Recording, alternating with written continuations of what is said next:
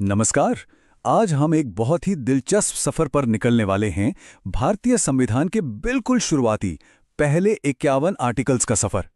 इसे सिर्फ कानून की बातें मत समझिए, ये असल में एक देश को बनाने की कहानी है, वो ब्लूप्रिंट जिसने भारत की नींव रखी।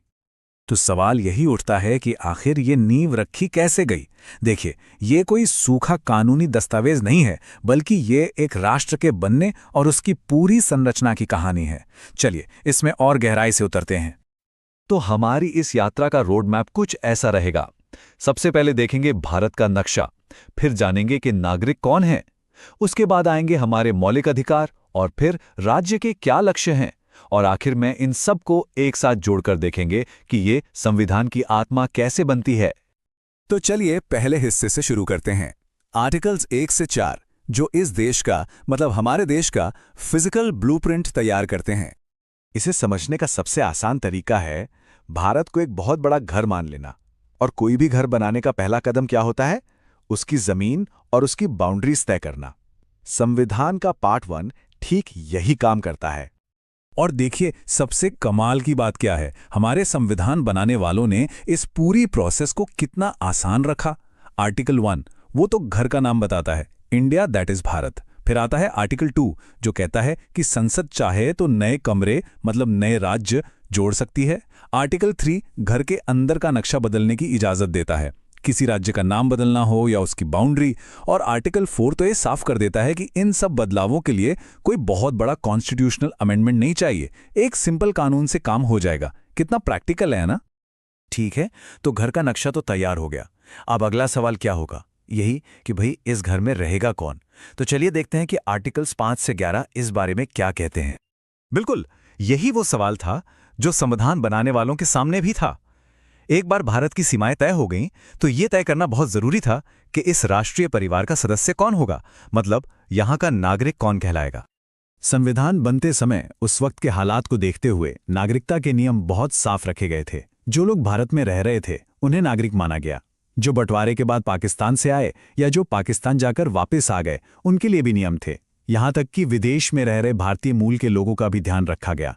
लेकिन एक बात बिल्कुल पक्की थी, कोई दोहरी नागरिकता नहीं। और सबसे बड़ी बात, भविष्य में नागरिकता पर कोई भी कानून बनाने का आखिरी अधिकार सिर्फ और सिर्फ संसद के पास होगा। चलिए अब आते हैं संविधान के उस हिस्से पर जिसे सच में इसका दिल कहा जाता है, हमारे मौलिक अधिकार।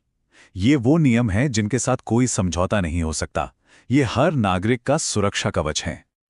सोचिए, जैसे एक परिवार में कुछ नियम होते हैं ताकि हर कोई सुरक्षित और सम्मानित महसूस करे, ठीक वैसे ही हमारे मौलिक अधिकार देश के हर सदस्य को किसी भी तरह के अनफेयर ट्रीटमेंट से बचाने वाले घर के नियम हैं।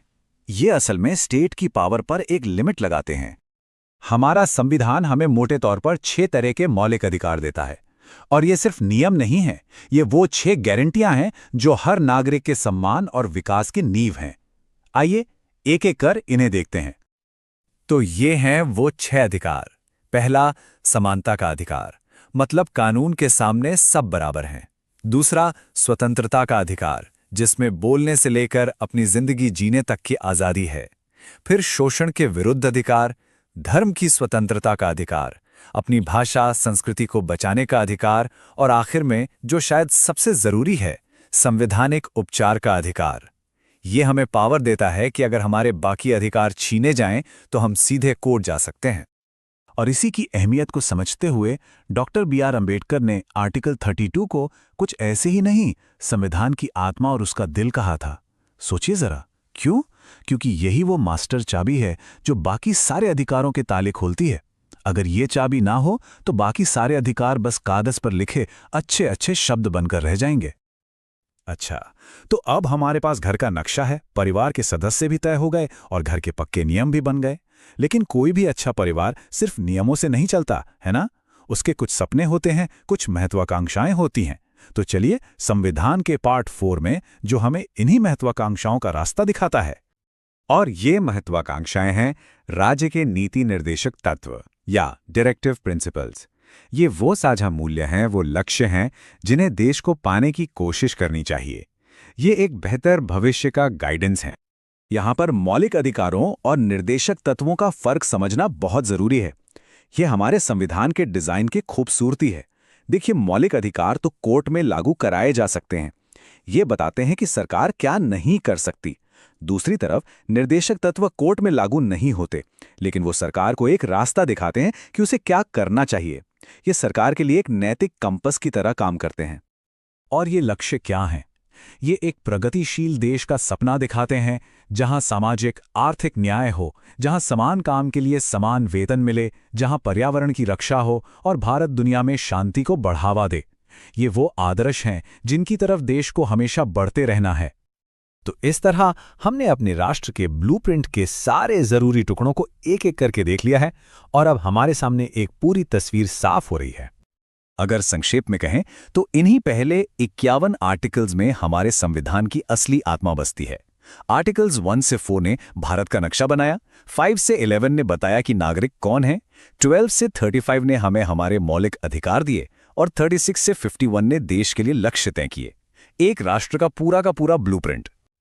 और ये सब समझने के बाद एक बहुत बड़ा सवाल हमारे सामने आकर खड़ा होता है कि 70 साल से भी ज्यादा पहले लिखे गए 51 आर्टिकल्स, ये फाउंडेशनल बातें आज भी हमारी जिंदगी को, हमारे समाज को, हमारी राजनीति को कैसे गाइड कर रही हैं? ये एक ऐसा सवाल है जो आज भी उतना ही, बल्कि शायद आज और भी ज्यादा जरूरी है।